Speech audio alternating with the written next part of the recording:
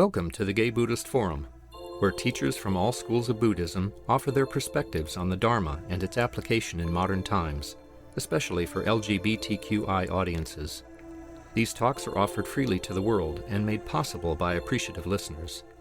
If you would like to support our efforts to share the Dharma with underserved audiences, please visit gaybuddhist.org. There you can donate, find a list of upcoming speakers, or enjoy many hundreds of these recorded talks dating back to 1996.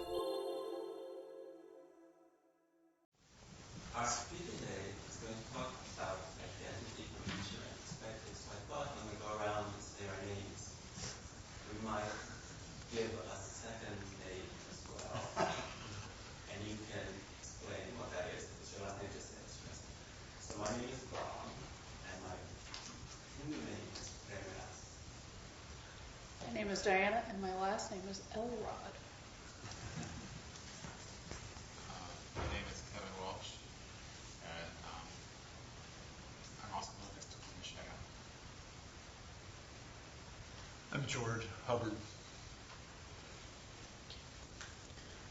My name's Richard, and my last name's Hedden. My name is Snake, and my Monday name is Richard. My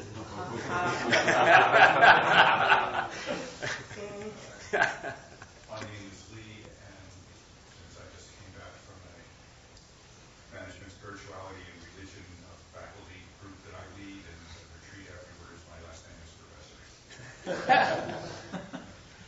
My name is Bill, and a name I chose for myself at retreat in Santa Fe was Thames Fire. My name is Clint, and the name I write under is Bob Vickery.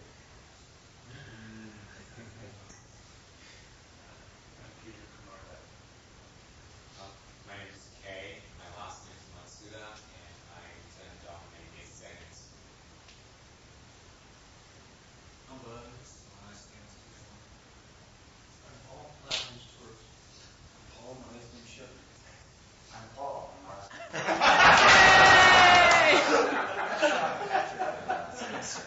Say that again. My first name is Patrick, and my last name is Sermon. Great. My name is Gary Wayne, and my fairy name is Swan Dragon. Ooh. My name is David Axel, and my fairy name is Renny Tang. Peter. My last name is Washburn. Jim Christopher. Jim Stewart. My father calls me John. My mother calls me Bill.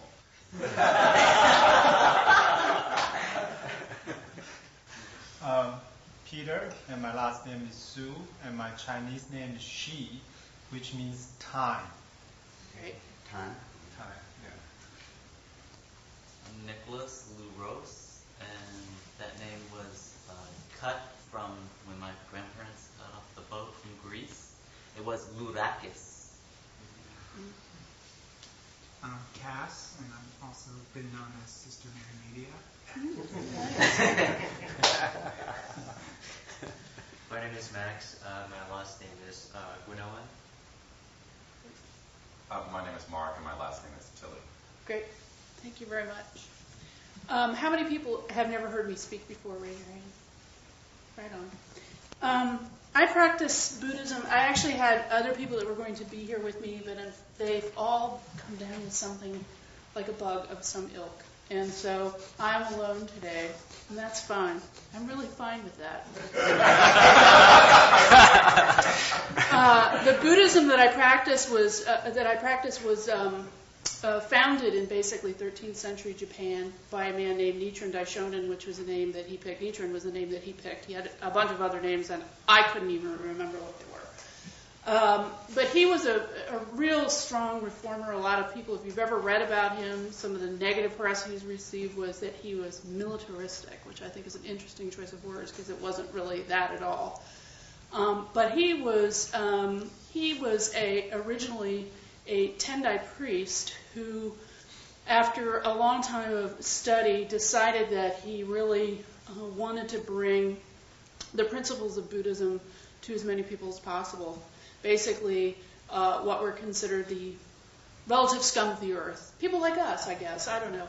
that he really wanted to bring a practice to the people of Japan to help end their suffering, because this was a time, and I don't know if anybody knows about history of Japan, but 13th century Japan was not a pretty place to live, and there was lots of famine and pestilence and wars. There was an invasion from Mongolia. Anyway, it was a mess. So people were really in a horrible, horrible way, and the government was particularly abusive towards people of lowly stature. So his Buddhism, like all Buddhisms, had a foundation in Shakyamuni Buddha, his teachings. Specifically, one teaching, which was the Lotus Sutra, which I'm sure many of you have heard about, was, I think, the second to the last teaching before the Nirvana Sutra, which was last. And what Nichiren said was that, even the Lotus Sutra itself said this is the king among all sutras, and it encapsulates, this sutra encapsulates the meaning of life and the origin of enlightenment for all people. And the way Nichiren created, if you will, or I should say really discovered the practice for everyday life, was chanting the title of the Lotus Sutra. Like it was likened to, the word Japan includes everything: the people of Japan, the culture, the food, the island, the weather, the politics, everything. The word Japan means everything about Japan. He said that the title of the Lotus Sutra was everything about the Lotus Sutra, so that when you chanted one title of the Lotus Sutra, you had recited the entire Lotus Sutra. This is obviously, considering the Lotus Sutra is about that thick, and we do chant a portion, or recite a portion of the Lotus Sutra in the morning and the evening, two kind of fundamental portions of the Lotus Sutra, but that only takes 3 minutes, and the rest of the time is spent chanting the title. The title itself was Myoho Renge Kyo, which has been described in a number of ways, what it means. The sort of most simplistic meaning is Myoho is the mystic law of cause and effect, and Renge is the lotus flower, and the lotus flower represents the sort of simultaneity of cause and effect. You have a cause and the effect is instantaneous, though you may not see it right away. And Kyo is sutra, teaching, sound vibration. It's been described as many things. And tacked onto that is Nam at the beginning, which I'm sure you've also heard before, and other kinds of chanting. Nam Myoho Renge Kyo, which we repeat as much as we can. Basically, this is the fundamental practice of Nichiren Buddhism in terms of a ritual, shall we say. And we have in our homes an altar. We don't chant to a Buddha. We don't chant to an icon of any kind. We chant to a mandala, and I'll pass this around. This is the mini version for traveling. This is called a gohonzon, which means supreme object of veneration or whatever. It's a mandala that has Nam Myoho Renge Kyo down the middle, and it has all the functions of life represented in it, the good and the bad and the ugly. This Buddhism is really about embracing the entirety of life and not ridding ourselves of the negative, quote-unquote, negative functions of life, because they also serve a purpose. So all the 10 worlds are on here, the various Buddhas in the 10 directions are on here, Tahoe Buddha's on here, all the sort of functions in life that make us people in concert with the rhythm of the universe are all on here. And I'm going to start with you, and you can take a look and pass it around. We chant in the morning as much Nam Myoho Renge Kyo as we can. Our scrolls are more like this. Pretty much everybody in their home has a scroll about this big and an altar that closes. There are certain rituals that are associated with it, which are simply that. They're rituals. They aren't necessarily the practice itself. The practice really comes down to chanting Nam Myoho Renge Kyo. The purpose of having a mandala, as I'm sure a lot of you also know for your own practice, whatever it may be, is really for us to focus on something that allows us to get hyper-concentrated energy towards whatever it is that we want or need to do. A lot of people refer to the gohonzon as a mirror, because it's interesting that some of the characters, and those of you who have knowledge of Chinese characters or Japanese characters or Sanskrit characters will note that some of them are backwards, trying to represent that this is a mirror. that you're actually looking at basically yourself, your life condition in a mirror. And the kinds of experiences people have while practicing this Buddhism are pretty varied but pretty intense. I had a senior in faith say to me that in Nichiren Buddhism there are no miracles, there are only experiences. That it's not uncommon for people to overcome serious illness, to make huge changes in their life. And I really would agree with that. I've been practicing this Buddhism for 9 years, and I practiced Zen Buddhism before that, which, speaking totally for myself, didn't work because I either fell asleep or I was extremely torturous with my own thoughts. It was very difficult for me. This is a very active meditation. We chant with our eyes open. We're looking at the Gohonzon, the scroll. We're really, this is, it's about strong determination and then hopeful look towards the future and really like putting my life on the line to get what it is that I need in my life. And I don't mean get as in material things, although that is oftentimes a negative. Nichiren Buddhism has gotten a bad rap, I think, in the 70s and 80s, especially when people were really going out and introducing people to the practice and saying, you can chant for anything you want. You can get that car. You can get that girlfriend. You can get that house. You can make money. Da da da da. And all those things are true to the extent that when we practice, we open our life up to be available to the things to be in the right place at the right time. It's about being in rhythm.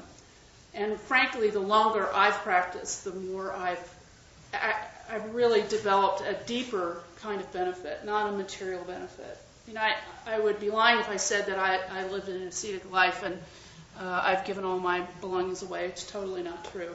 However, I feel that the deepest benefit that I have received have been life changes that could not and have never been made in my life through therapy, through other forms of religious practice, primarily Christianity, which I practiced for many, many years, different forms of Christianity. I did a lot. I'm not saying that these were mistakes in any way, but my life went into power overdrive when I started chanting Nam-myoho Renge Kyo.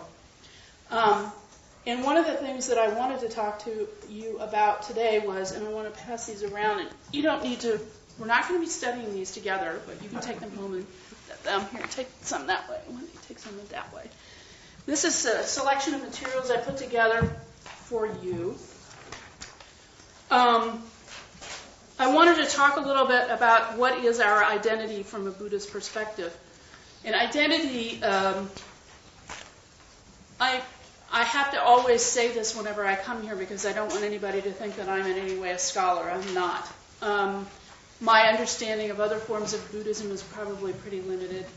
I'd like to know more, which parenthetically, had I never chanted before, I never would have decided that I was going to enter the California Institute of Integral Studies program in Buddhist Studies, and I think that I'm going to be matriculating this fall in the PhD program. So I want to know more because I want to be able to talk to people who have questions and try to help people understand where these different kinds of Buddhisms came from, how they differ, where they don't differ. And so that's, if I hadn't been chanting, this never would have even entered my mind.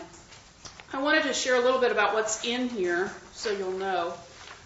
One of the things that the first page here, thank you, has some terminology, basic Buddhist terms. These are basic, some of which you will recognize, some of which you will not. Some of them are Nichiren Buddhism, and some of them are, for example, Gongyo, Nam-myoho Renge Kyo, Kosen Rufu. There are a lot of words in this practice of Buddhism. I practice with an organization called Soka Gakkai International. Also has had a lot of bad press, a lot of really great press, but a lot of bad press too. It's anytime you try to bring truth to people and you try to open people's hearts and you try to say, here it is, it's for free, the world comes crashing down on you. And I'm sure that, there are other people who practice Nichiren Buddhism with other Buddhist sects that would have a similar experience. So I don't feel like the SGI, which is the acronym for Soka Gakkai International, is alone in that respect. It is one of the largest, if not the largest, Nichiren sect in the world at the present time. Most of the members, the vast majority of them, are in Japan, where this Buddhism was founded. But there are some 300,000, I think, in the United States who practice with the SGI. There's a large group of gay people here in the San Francisco Bay Area who practice this Buddhism. We just had, a few months ago in May, we had our third conference on GLBT conference at our SGI retreat center in Florida, which was really a remarkable experience.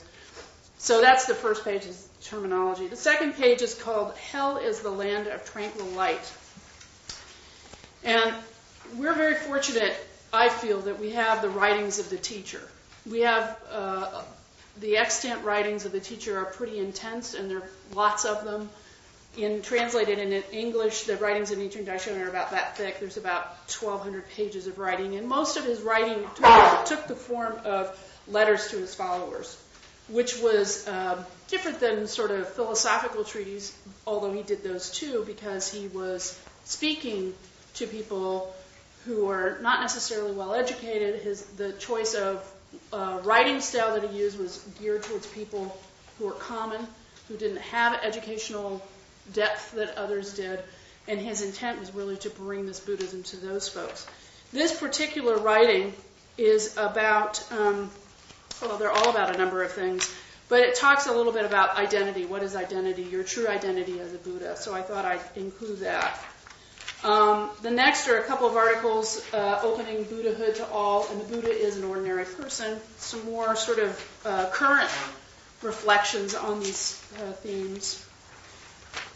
Then there's an article that's called A Lifetime of a Journey of Self-Discovery, and this is from a woman who's a wonderful person who I know fairly well, who is a lesbian who has overcome a huge amount of suffering in her life, drug addiction and alcohol abuse and bad relationships gone awry, etc., and talking about really this issue of what is my identity and being the suffering associated with being unclear about what that identity is.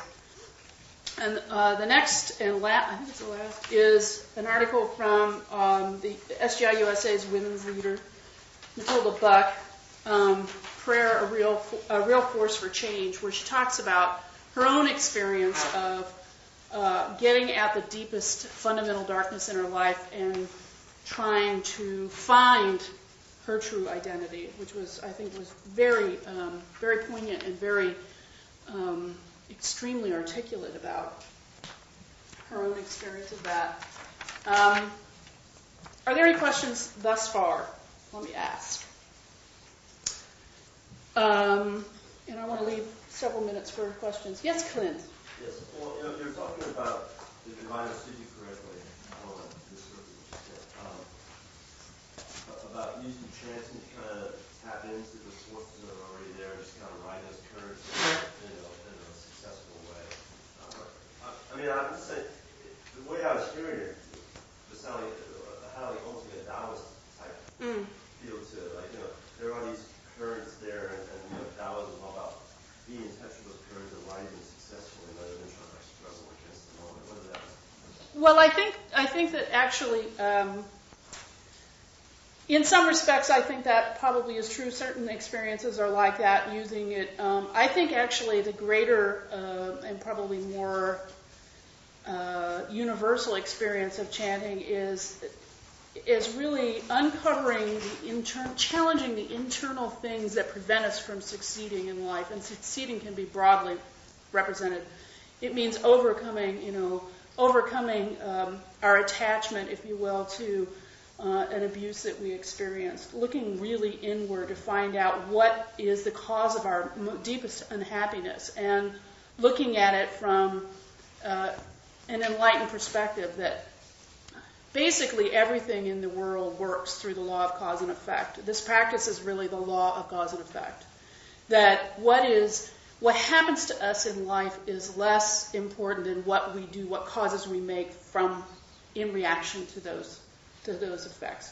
If I was sexually assaulted as a child, if I spend my life determining everything that I do with that sort of color to my life, that doesn't allow me to transcend what happened to me. And I think that this practice is really about challenging those negative thoughts about ourselves, looking for helping us unlock the incredible potential that we all have to do basically anything. I think that this is a practice without limits, that there's nothing that is impossible. And yet we have trained ourselves in a variety of ways to believe that that's so. So to some extent it is about navigating through life. It's about being in the right place at the right time. It's about, there's another writing of Nichiren Daishonin called The Ship to Cross the Sea of Suffering, where he says that this boat, the boat of the Lotus Sutra, is really what allows us to navigate through the sea of suffering. He's not saying that the suffering goes away. He's saying that we navigate it. And navigate can be simply managing our way through for some people, and other people it's really to find out why we're suffering in the first place. I don't know if that answers it quite so much, and maybe some of the things that I'll talk about will kind of articulate this a little bit better. Anybody else have? Yeah. Do you think that someone else who, with the same sincerity, chanted something else in relationship to their suffering or their desires would have, that it would have the same applications as well? No. And I'm not exactly confident to speak about why that would be. But I don't believe that it's true, and I think that Nichiren Daishonin, as well as Shakyamuni Buddha in the Lotus Sutra, said that the Lotus Sutra, when you chant, Shakyamuni Buddha didn't come up with chanting the title of the Lotus Sutra. He said two things in the Lotus Sutra, that I actually became enlightened in the time without beginning. It wasn't under the Bodhi tree. It was actually a lot longer ago than that. I've been eternally enlightened. And the second thing is that everyone is equally enlightened, including women, animals, etc. Which up to that time was very, it's still a lot of Buddhist, philosophies, older philosophies say that women can't be enlightened because they need to be reborn as men, or that they need to practice certain kinds of austerities or whatever. But I think that I'd like to keep it more on an experience level, because I don't know that I could be like I say, I don't think I'm confident enough to talk about doctrine. But why Nichiren said that Lotus Sutra was supreme was because basically Shakyamuni said Lotus Sutra was supreme. That all rivers do flow to the ocean. That much is true. I'm not trying to say that that they're not. They may have different effectiveness, but they're not necessarily equal, I think is really what I'm trying to get at. I don't know. We can talk about that a little bit more later. You guys are so hard. I'm starting to sweat.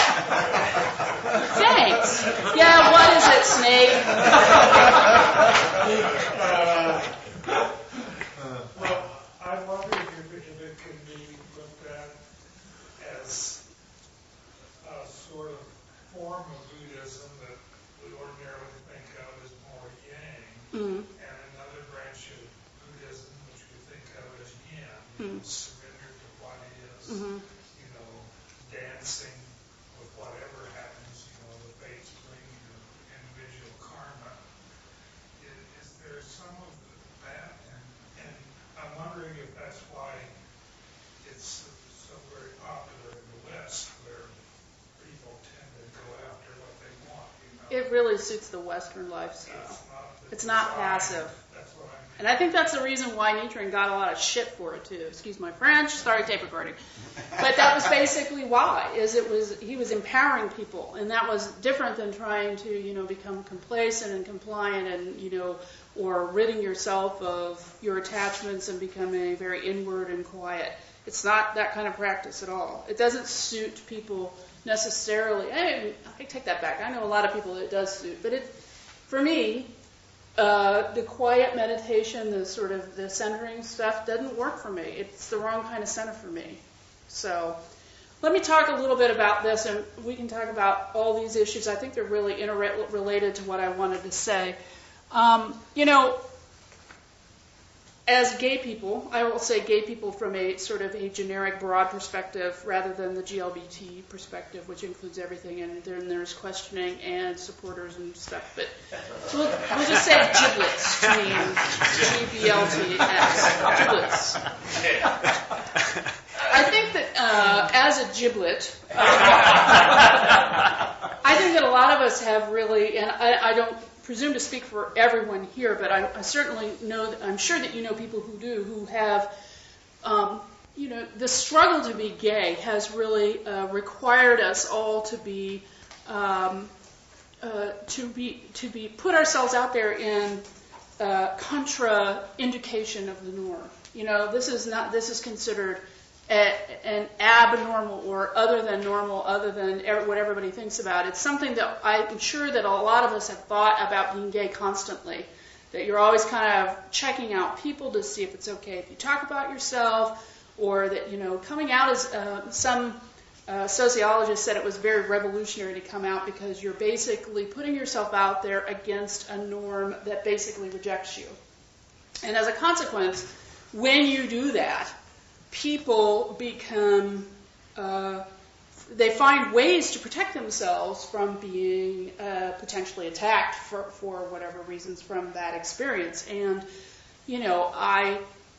I think that a lot of people have become very focused, in a way, on their identity as being gay. Gay is it. I am gay. When you say, who are you? You say, I am gay. I'm a lesbian. And I would definitely say that has been my experience in the past. And,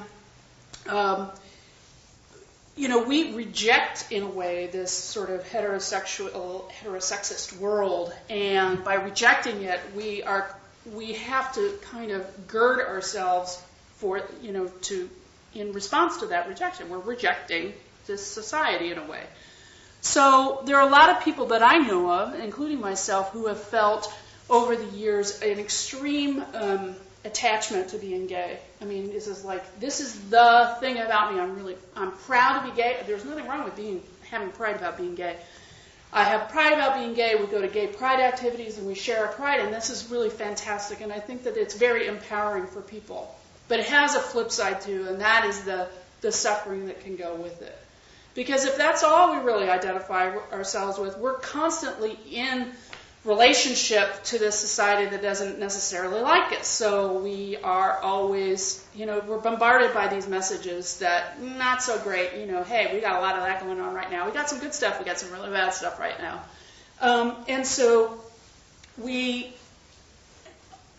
oftentimes will have a sense of either anger when somebody says something negative about gay people, or this is who I am, don't try to change me, I have, worked hard to come out, which is true. These are all true things.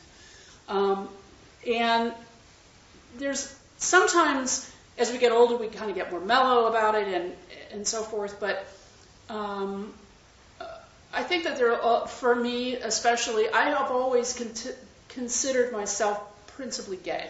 I'm a lesbian first, and everything sort of falls after that. Even being a woman is not as important to me as being gay, which is kind of weird because you can't be a lesbian. Anyway.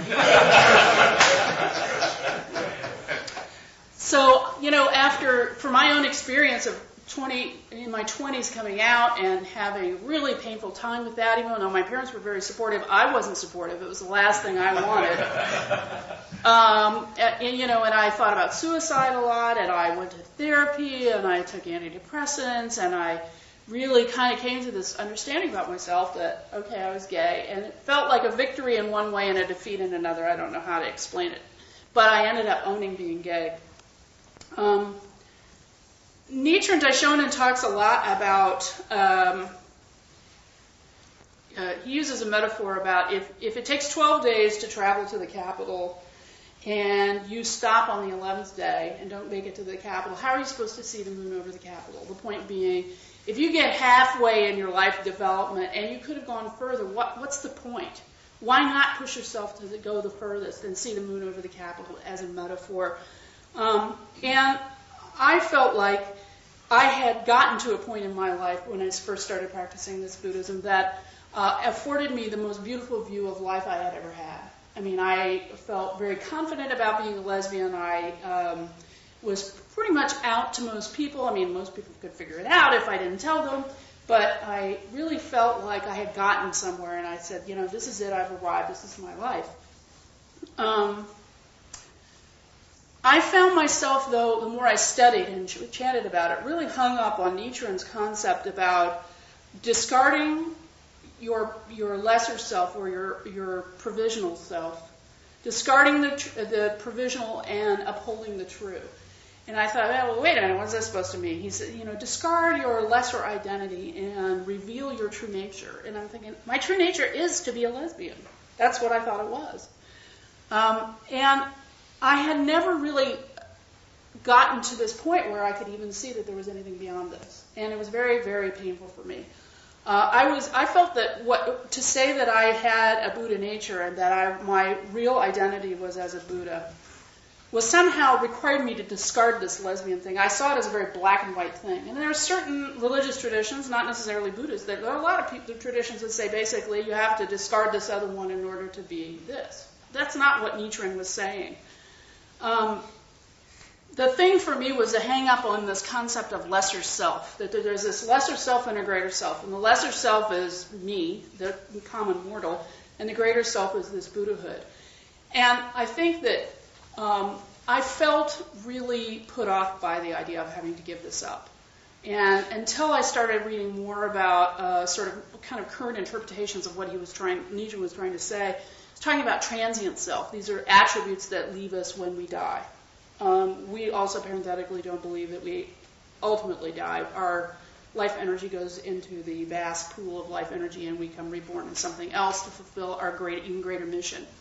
But transient self, I could get my little hand on and say, I kind of get this. And I become so attached to this transient part of myself. This thing is going to die, you know. It's like being attached to being a runner and then having both your legs broken and never being run again. I mean, yeah, it's upsetting, but it's not your life. It isn't. There's some aspect of life that is much bigger than this portion of life this body that you exhibit or exist in this current incarnation. I realized in the sort of quest to understand this idea of identity that I really caused myself a lot of suffering. There's a lot of suffering out in the environment that I feel is directed at me, but a lot of that is really a reflection of what's going on in me. I wasn't conscious of it. It was just something that I thought, something is not right. Having 6 people sue you in 1 year will allow you to see. This is something that happened to me. 6 people sue you for different things, none of which are like, I did anything wrong, but here's this thing in the universe to tell me I need to look at something in my life that allows people to think that they can get something from me. Okay, there's something going on with me that attracts the people who think that they can get something out of me. In the Lotus Sutra, I'm going to read this because I couldn't even say it if I could think of it. In the Lotus Sutra, Shakyamuni Buddha explained that one's true self, that is, one's Buddha nature, is eternal, transcending the cycle of birth and death as well as all suffering. It is essentially pure and endowed with happiness. And then this is me speaking, when I cling to my transient self as if it's the only thing that matters, I have made myself incredibly susceptible to huge amounts of suffering. What Nichiren Daishonin tried to do, and this may be your experience with other kinds of Buddhism, I'm not trying to say that it isn't, but I'm just telling you from my experience that Nichiren Daishonin was trying to tell his followers basically that the most profound meaning of life exists within each and every one of us without limitation by who we are in this particular life. This is why Nichiren Daishonin said that women have not only an equal right to become enlightened, they have the power to do so, and that he devoted a lot of his life to reaching women, which I think was incredibly, profoundly progressive, wouldn't you say? I mean, this is 13th century Japan. And he says, people have abused women for so long, and women are inherently enlightened, and I've devoted my life, I've made a vow to help women reveal that. No wonder the authorities hated him. When we chant Nam-myoho Renge Kyo, getting back kind of to your question, what we're trying to do is revealing remind ourselves who we are as this Buddha. This invocation, if you will, is the invocation of the Buddha. And the Buddha, because it encapsulates everything that the Buddha taught in his highest teaching, that we believe his highest teaching was, the Lotus Sutra. So we're trying to pull that part out of ourselves that is the same that was in Shakyamuni, that is the same that was in Nichiren Daishonin and everybody else on the planet, that there's no distinction. So I got this idea, wow, this is really great. I'm Buddha, hey, right on, But then what happens to me being a lesbian? I don't know where it fits in. And that, to me, I think is, I feel a strong connection with the concept of having made a vow in a previous life.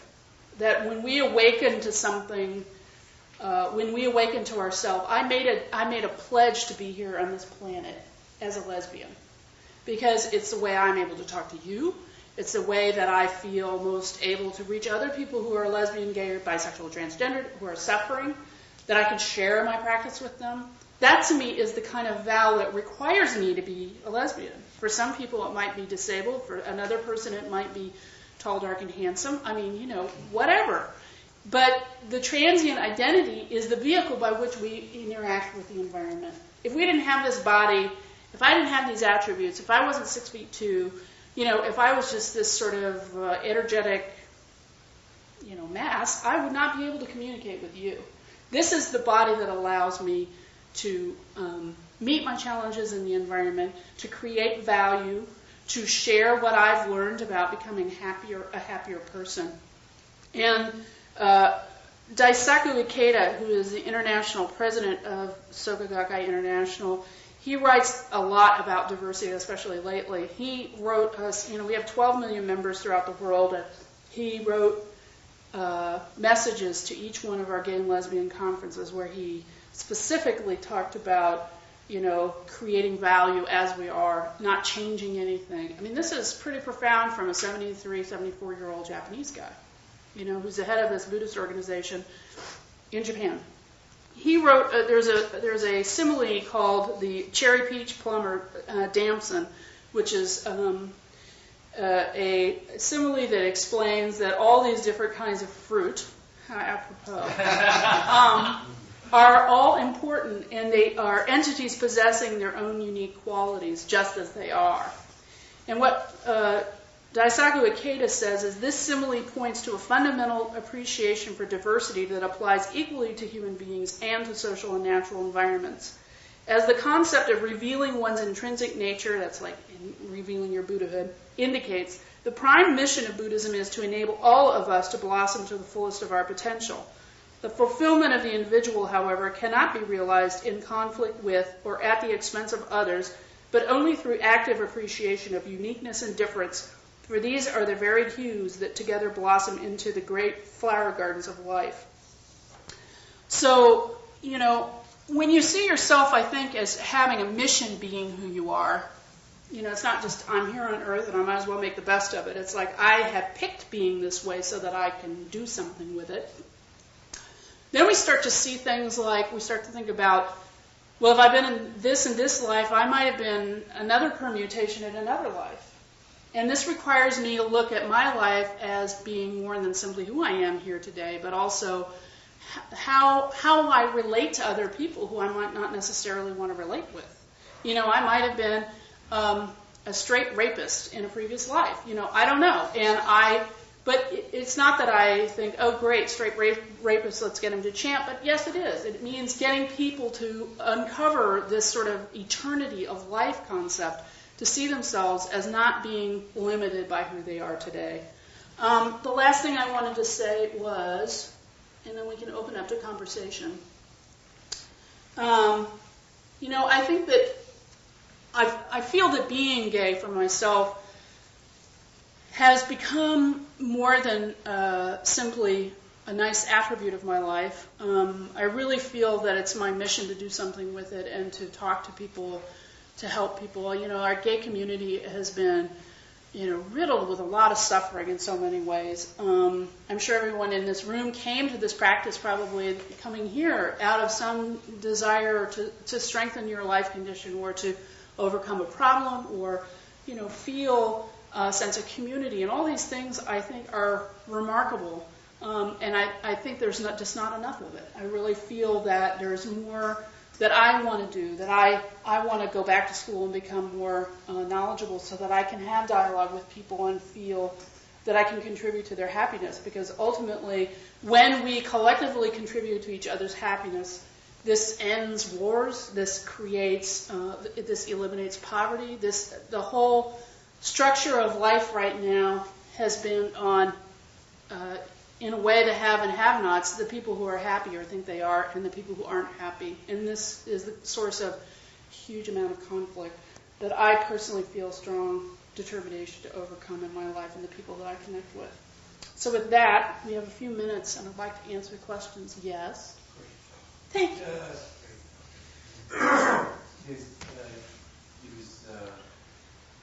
Two things that I was thinking of. And first of all, in the first paragraph of your talk, you said something about the practice being a hyper-spiritual something. And I just caught on to the word hyper. And,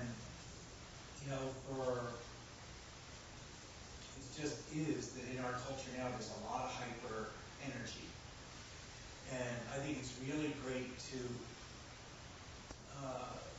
for me to acknowledge that, and for me to realize that I'm part of that hyper energy, and to try to focus it and not to let it be so dispersed. I mean, I kind of like the Vipassana tradition because it really takes it down a notch, and it lets me be still and be ready with whatever energy I need. And also I was thinking, in terms of, I'm sort of fearfully going into addictions counseling, and how wonderful it would be to, bring a message to addicts that they're supposed to be addicts, that this is a stage of their life that's going to really serve them. And for people in middle to later recovery to let go of the identity of addict, because in my 13 years of recovery, people really grab onto that. They finally got a community that understands them, and so they really hold on to that. And I see that to a lot of, it brings them sort of a continued shame on an addict. It's sort of shameful, but it makes me part of the community, And people don't say, well, yeah, I'm this name Shepherd. I'm Shepherd. I'm a Buddhist. I'm recovering. I actually identify with being Christian. Vatican, no. Christian, yes. I don't, like you said, I don't trash everything I learned in Christianity. And I just how wonderful it is that you're thinking about CIIS and getting a degree, and maybe going, especially to young people, and bringing them a message like this where they can focus their energy, which is so hyper and so destructive. Right. Not only in the gay community, but the community period. In the community period. I just went to a community meeting on Crystal, and people still don't know what's going on. The people who are trying to educate, it's still like, what's that? All the old things have come up, and no one's bringing nothing new to the table. I'm kind of interested to get in there and bring some new stuff. Great. So I thought it was very inspiring. Thank you. Thank you very much. Other people? Does Nichiren talk about the human tendency to identify with our suffering? Yes. It's kind of a modern psychological concept, I think. But he does talk a lot about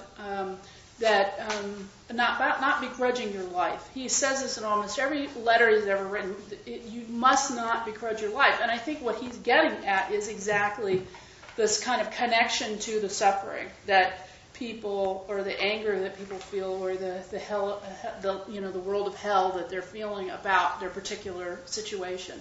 People would write him letters about things like, a lot of them were things like samurai who were supposed to be in service to their lord on their land, and their lord was abusive and was killing people left and right, and the samurai was kind of trying to bring out something different and was getting a lot of persecution for it. And he says, you can't begrudge your life. This is the life you chose. The key here is the causes that you make while in this state.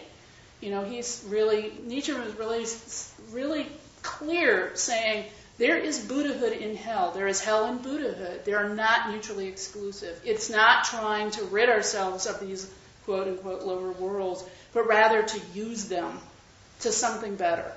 And that's the kind of value-creating life that I think he really was trying to get at. Other questions? Yes? I have a question about your GLBC group. Yes. When the group meets, what do they do, or what does the group do together? We meet once a month at our culture center, which is located at 17th and Potrero. Our next meeting is a week from today at 1 o'clock. And we get together, we chant for about 15 minutes, and then we have a lot of experiences. We have a lot of guests who come and check it out. This is sort of the vehicle for people to come and learn about Nichiren Buddhism if they're gay and want to come to a gay meeting. We've had a lot of people giving presentations, kind of not unlike this one. I did a version of this a little bit less in depth last month. But a lot of people just sharing their experience of what it's like being a Buddhist and chanting, and how they're integrating the two halves of their life, or what they perceive as the two halves of their life. So it's a meeting from 1 to 2:30 every third Sunday of the month. Other questions? Yes? I was curious, as you were chanting, as your practice developed, did you find, I know you mentioned, you talk about in the chanting kind of pursuing a need or what it is that you need in your life, you kind of coming to that, how to be resourceful, how to be flexible. I mean, that's kind of what I heard you were saying. Right. Did you find, though, as you practiced that you were surprised to discover what it is actually that you need? Did you find it was like it kept shifting? Definitely. I think that, if anybody in the SGI says that they did not start chanting because they either wanted to find more drugs or a girlfriend or were having some sort of problem with money, or, that's how people get connected, through this sort of immediate need suffering thing. If they say they didn't do it that way, that was just about the philosophy, they are lying. What attracts people is the amount of instantaneous benefit in ways. There's a parable in the Lotus Sutra, and I don't know, somebody from your group actually, a couple of years ago, I guess, I got an email about this particular issue because I don't think I was very clear, and it's a good opportunity to bring it up again, is that what the Lotus Sutra said, that there were these expedient means to get people to seek things that were better for them than simply what they thought they were after. The Lotus Sutra talks about the parable of the 3 carts and the burning house, or something like that. I think it's close to that. It's about a group of people children who are in a house that's burning, and the father wants them to get out of the house because the house is burning down, and the 3 kids are disinterested. He says, well, you have 3 carts out here, one for each of you, one that you like, there's a red one, and there's a blue one, and there's a green one, and come out, and then they're drawn out of this burning house. But when they get outside, the actual cart there is this huge gold and jewel-encrusted ox cart. The parable being about that we can escape our suffering, escape being sort of not an exact word, but we can escape the burning house of our own suffering by having these expedient means in our lives, by chanting about a car, by chanting about getting a job, by chanting about our relationship. But what really happens is this deeper kind of fortune that we couldn't even imagine, that there's this deeper life fortune that could never have been conceived. And when I first started chanting, I chanted to buy a house in the Castro with my partner, and actually I chanted to prove that it didn't work, that chanting was bullshit, and so, I'm going to chant. We got the house. It was shocking to me. But the more I chanted, the more I realized that really wasn't the benefit. The benefit was, I got a house, but everybody gets a house. I mean, anybody can get a house. The benefit for me was seeing that all my life I had given up my dreams because I thought they were never attainable. And so this experience allowed me a vehicle for never giving up. I think that is so endemic in our gay community. People just saying, well, I'm not even going to try because it'll never happen, and I'll meet all these obstacles, and it just is going to be terrible, and I'll have horrible separate. And that is basically where my life had been at. And now I recognize that I can have hope, and that I don't have to give anything up. That I can feel my life as deserves things. You know, I deserve good things. I deserve to be around people that really appreciate me. These are things that I don't have to give up, that I never have to sacrifice. And I think that's really what the practice for most people is. The more they practice, the more they develop this deeper, deeper, deeper part of themselves and uncover the real source of their suffering. It wasn't not owning a house. It was that I always gave up. And I don't want to give up anymore. I don't have to give up anymore. How are we on time? Do you have 2 minutes? 1 minute? We have one question back there. Please. Well, it's a comment. I'm always a little bit, or often a little bit bothered by traditions or practices of one sort or another that say that they have the only way. And what I was struck by as you were describing the parable of the carts, that another way of looking at that is that in the relative level of reality, there are many vehicles to escape from our suffering. Exactly. And when we have escaped, I don't know if escaped is the right word, when we have come to realization, it's a single unity of enlightened oneness. Yes. And I don't mean to say that we're the only ones, and we are the only ones. I'm not. Like I said, all rivers run to the same ocean, and I think that this is the ocean for me, and that for me, and that's why I don't want to get into the sort of issue about. Nichiren had a very particular view about the Lotus Sutra, and he said that all other forms of Buddhism were heretical sects. The reason he said that was not because their philosophies were wrong per se, but they were being used to torture people. I mean, to really lead people to suffering, not to happiness. And I think that was what he was getting at. There will be a lot of people that you encounter, though, who will take that literally, just like there are people who take the Bible literally and say that means that the Nichiren Buddhism is the only Buddhism that there is, and all the rest of them are, don't work, and they're wrong, and they're heretical. So I appreciate you bringing that up, because it does allow me to clarify, because I don't mean to imply that this is the only thing. This is one of many things. So, last... I know it's a... You can tell me afterwards. Thank you all so much. It was great.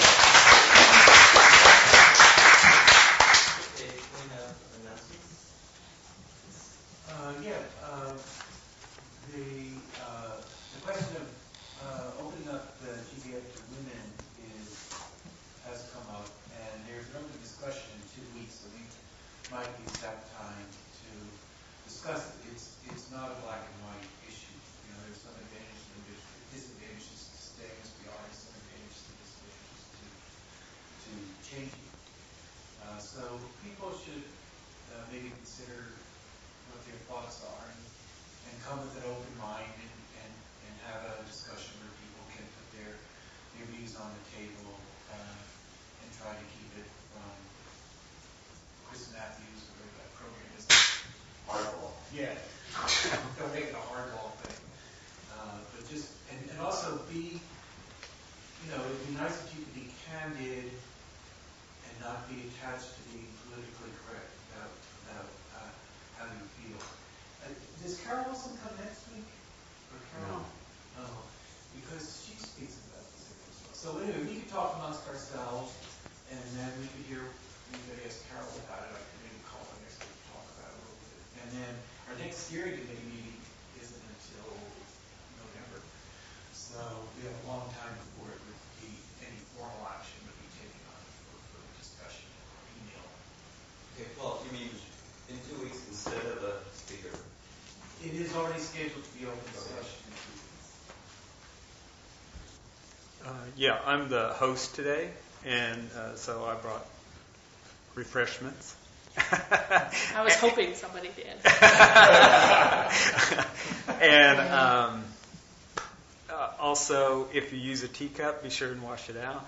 And there's a Donabo for donations outside.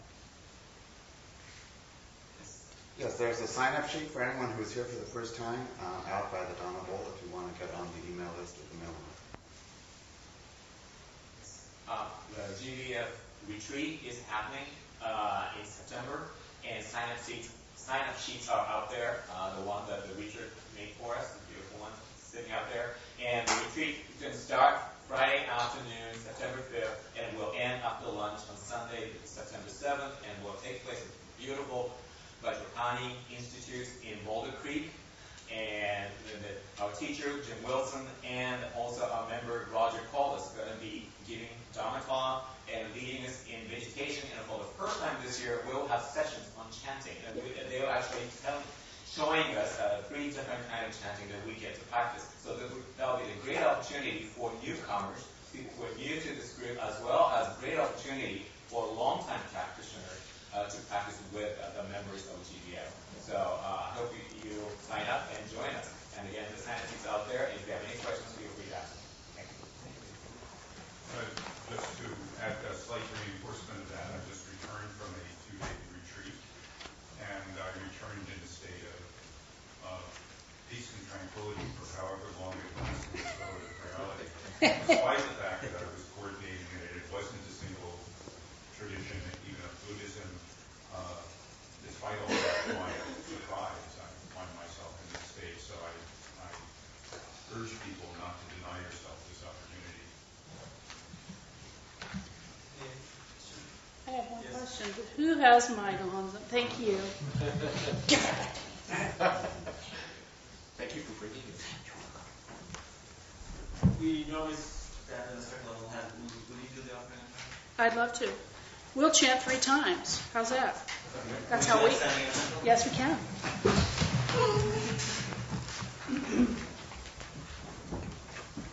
So it goes Nam Yo Ho Renge Kyo for those who don't remember. Okay, we're going to do it 3 times. Nam Yo Ho Renge Kyo. Nam Yo Ho Renge Kyo.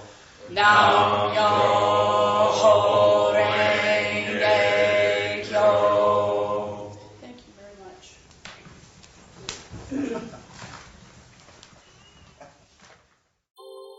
Thank you for listening to the Gay Buddhist Forum. If you would like to hear several new talks per month and be notified of upcoming speakers so you can participate live, please subscribe to this podcast, like us on Facebook, and join our mailing list by visiting gaybuddhist.org.